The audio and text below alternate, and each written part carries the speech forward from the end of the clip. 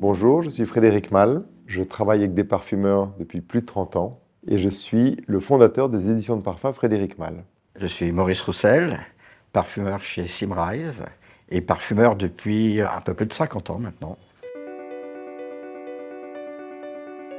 Mon idée a été de créer un lien entre les clients les plus inspirés et les plus connaisseurs et les meilleurs parfumeurs. Les autres maisons, elles viennent voir les parfumeurs avec ce qu'on appelle un brief, qui souvent contient le nom d'un parfum, une cible, une clientèle potentielle, des limites de prix, et le parfumeur doit se conformer à ce cahier des charges. Je travaille exactement à l'inverse de ça. On décide d'une idée, on développe un parfum, et ensuite, selon la personnalité du parfum, je développe une histoire, à commencer par un nom, puis une image. Donc chez moi, il n'y a pas de limite de temps, pas de limite de prix, pas de cible définie.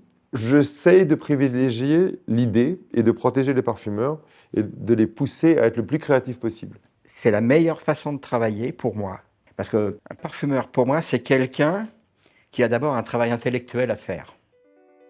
Et il essaye de matérialiser cette idée intellectuelle, de lui donner une forme olfactive, puisque c'est le but. Mais à partir du moment où on commence à faire sentir, il y a une lente dépossession de l'œuvre, si j'ose dire. Avec Frédéric, la création, on la pense ensemble et on la travaille ensemble. Voilà. Il m'a paru totalement naturel d'inscrire le nom des parfumeurs sur les flacons, ce qui n'avait jamais été fait auparavant. Et en inscrivant le nom des parfumeurs sur les flacons, on expliquait au public que le parfum que le flacon contenait avait été fait dans l'esprit d'un développement artistique et qu'à l'arrivée, on avait une œuvre olfactive, disons. Moi, ce que j'aime, si vous voulez, c'est travailler avec quelqu'un qui est à niveau. Souvent, je prends comme image le fait de jouer au tennis. On ne joue mieux que si on se renvoie bien la balle. J'ai la chance de parler la langue des parfumeurs, de connaître les matières premières. Pour moi, c'est l'idéal de travailler avec quelqu'un comme ça. Voilà.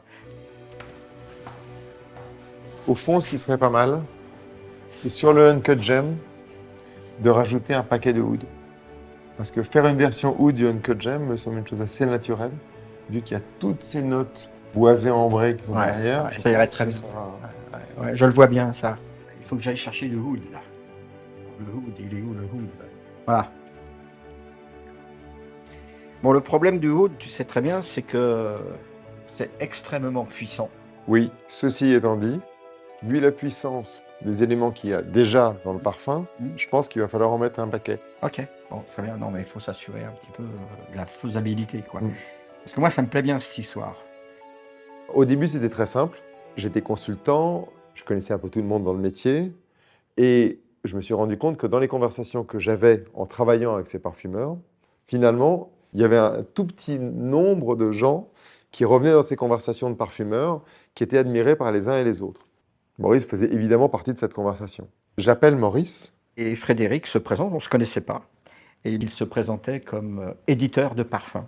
Alors je lui raconte que s'il a quelque chose dont il est fier dans son tiroir, je serais très heureux de le publier. Je n'ai pas hésité, j'avais quelque chose en tête, je lui ai donné. Il me dit voilà, c'est ce que j'ai fait de mieux. Personne n'en a jamais voulu, parce que c'est sûrement l'inverse de la tendance. Mais c'est dans ce produit-là que je crois. Alors, je n'ai pas osé le sentir devant lui, et j'ai juste mis sur mon assistante, qui a failli pas réussir à rentrer chez elle, parce qu'il y avait à peu près le métro entier qui était derrière elle.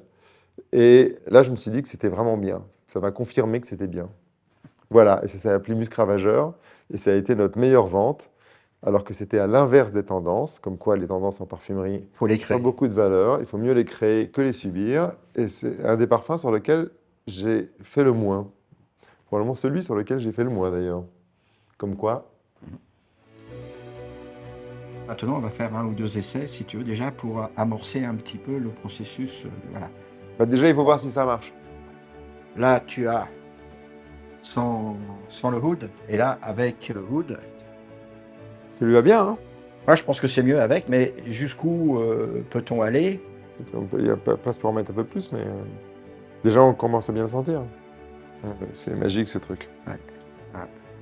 J'ai fait 3 parfums avec Frédéric, Et il y a eu 3 manières de travailler. La première, il n'a pas beaucoup travaillé, n'est-ce pas? Comme il l'a expliqué. Et la deuxième, alors là, ça a été, je dirais, un concert à 4 mains. Voilà. Donc, on avait trouvé une idée et on l'a travaillé ensemble pendant pas mal de temps. On met souvent 6 mois, 9 mois à faire un parfum. Donc on doit avoir une relation qui est extraordinairement directe l'un envers l'autre. Et ce n'est pas une relation où on doit se ménager. C'est une relation où on doit être très transparent. Donc en fait, avoir une complicité et une amitié finit par être essentiel. Et on travaille beaucoup mieux avec les gens avec qui on s'entend, ça c'est absolument clair. À partir du moment où on a une affinité, qu'on partage les mêmes goûts, les mêmes désirs, etc., il y a une relation privilégiée qui se construit. Et la qualité de cette relation est, à mon avis, proportionnelle à la qualité de la création. Alors, moi, ce que je te propose, c'est que je vais continuer à faire des essais. Je t'en proposerai peut-être 3 ou 4 pour voir un peu le dosage le plus important, le plus intéressant. Et puis tu m'appelles et tu me dis celui que tu préfères. J'essaie de voir des jeunes parce que j'ai appris énormément des autres, que je me dis que la moindre des choses, c'est que quelque chose que j'ai retenu, je pourrais peut-être un peu les partager. Et puis c'est quand même bien que l'histoire continue.